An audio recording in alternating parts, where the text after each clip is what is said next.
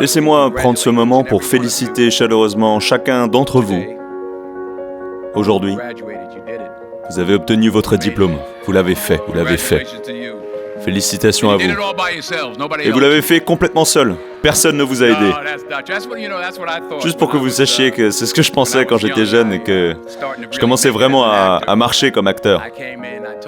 Je suis rentré, j'ai dit à ma mère, « Maman, c'est en train d'arriver et je vais devenir si connu et je pourrai prendre soin de tout le monde.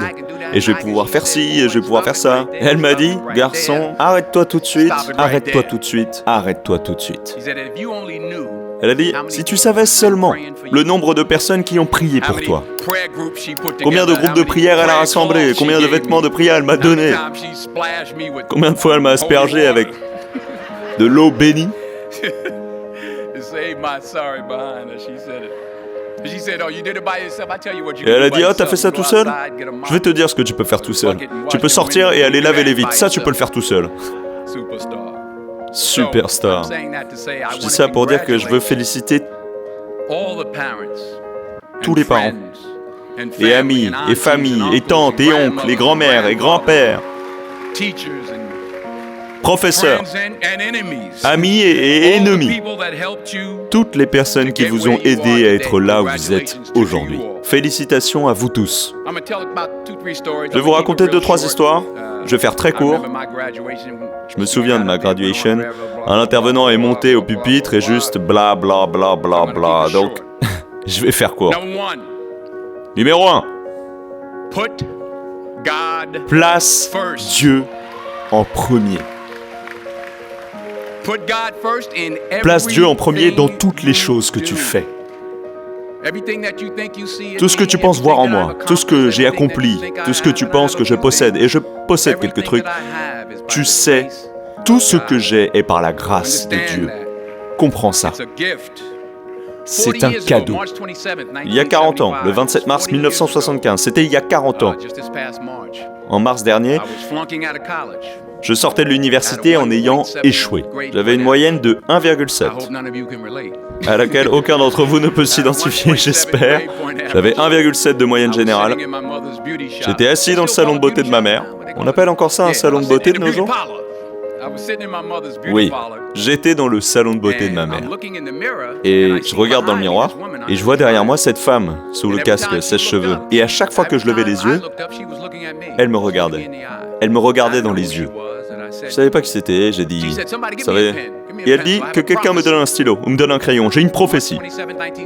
Le 27 mars 1975, elle m'a dit, « Garçon, tu vas parcourir le monde et parler à des millions de personnes. » Rappelez-vous, ayant raté l'université, je songe à rejoindre l'armée, je ne savais pas ce que j'allais faire, et elle me dit que je vais voyager dans le monde et que je vais parler à des millions de gens. Eh bien, j'ai parcouru le monde. Et j'ai parlé à des millions de personnes. Mais le succès que j'ai eu, c'est pas la chose la plus importante. La chose la plus importante, c'est que ce qu'elle m'a appris et ce qu'elle m'a dit ce jour, c'est resté avec moi depuis. J'ai été protégé, j'ai été dirigé, j'ai été corrigé.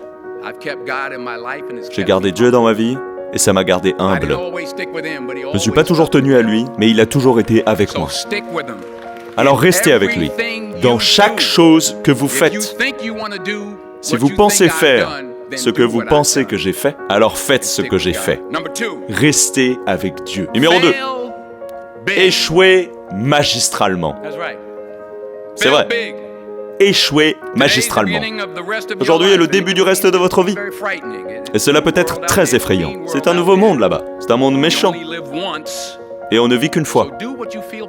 Alors faites ce qui vous passionne. Vous passionne. Saisissez les opportunités. Professionnellement. N'ayez pas peur d'échouer. Il y a un ancien test de QI avec 9 points et vous deviez dessiner 5 lignes avec le crayon en passant par ces 9 points sans lever le crayon. La seule façon de le faire était de sortir de la boîte. Alors ne soyez pas effrayés de sortir de la boîte. Alors n'ayez pas peur de penser out of the box. N'ayez pas peur d'échouer magistralement, d'avoir de grands rêves. Mais souvenez-vous, les rêves sans objectif ne sont que des rêves. Et ils finissent automatiquement par alimenter la déception. Alors ayez des rêves, mais ayez des objectifs. Des buts pour votre vie. Des buts annuels, des buts quotidiens, des buts mensuels. J'essaie de me donner un but tous les jours. Parfois, juste pour ne pas maudire quelqu'un. Des objectifs simples. Mais ayez des objectifs et comprenez que pour atteindre ces objectifs, vous devez avoir de la discipline et être persévérant. Pour atteindre ces objectifs, vous devez avoir de la discipline, ce que vous avez déjà fait, et constamment, tous les jours, pas seulement le mardi ou quelques jours. Vous devez y travailler. Chaque jour, vous devez planifier. Chaque jour. Vous avez entendu le dicton. On ne planifie pas d'échouer, mais on échoue à planifier. Travailler dur, ça fonctionne. Travailler vraiment dur, c'est ce que font les gens qui réussissent. Et dans ce monde de tweets, dans lequel vous avez grandi, rappelez-vous que simplement parce que vous en faites beaucoup plus, ne signifie pas que vous obtiendrez beaucoup plus. Rappelez-vous que ce n'est pas parce que vous en faites beaucoup plus, ça ne signifie pas que vous obtiendrez beaucoup plus. Ne confondez pas mouvement et progrès. Ma mère m'a dit, tu peux courir partout tout le temps sans arriver quelque part. Alors continuez vos efforts, continuez à avoir des objectifs, continuez à progresser. Numéro 3. Vous ne verrez jamais une remorque derrière un corbillard. Je répète, vous ne verrez jamais une remorque derrière un corbillard. Peu importe combien d'argent vous gagnez.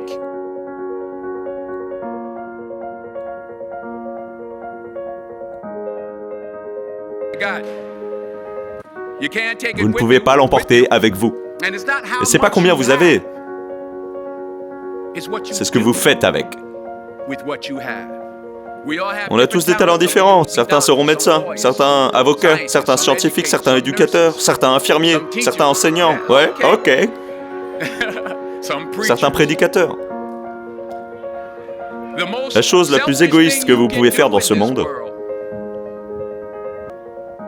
c'est d'aider quelqu'un d'autre. Pourquoi est-ce égoïste? Parce que la gratification, la bonté qui vient à vous, le bon sentiment que j'ai d'aider les autres, et rien n'est mieux que ça. Enfin, 2-3 choses, mais rien n'est mieux que ça. Pas des bijoux, pas de grandes maisons, pas de grosses voitures, mais c'est la joie. C'est là où la joie se trouve, dans l'aide à l'autre. C'est là où se trouve le succès, aider les autres. Enfin, je prie pour que vous mettiez vos pantoufles bien sous votre lit ce soir, de sorte que lorsque vous vous réveillez le matin, vous devez vous mettre à genoux pour les atteindre. Et pendant que vous êtes en bas, dites merci. Merci pour la grâce. Merci pour la miséricorde, merci pour la compréhension, merci pour la sagesse, merci pour les parents, merci pour l'amour, merci pour la gentillesse, merci pour l'humilité, merci pour la paix, merci pour la prospérité. Dites merci d'avance pour ce qui est déjà à vous. Voilà comment je vis ma vie. C'est l'une des raisons pour lesquelles je suis là où je suis aujourd'hui.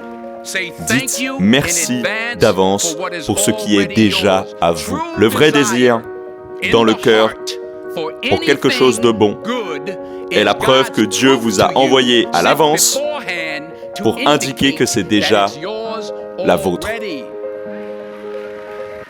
Je le répète.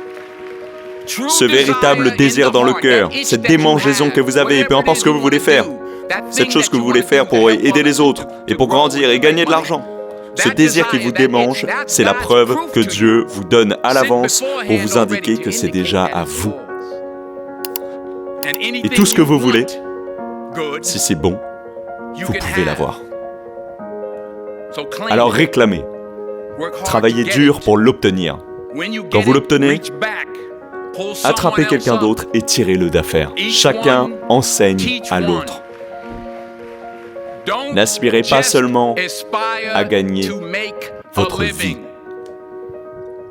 Aspirez à faire une différence.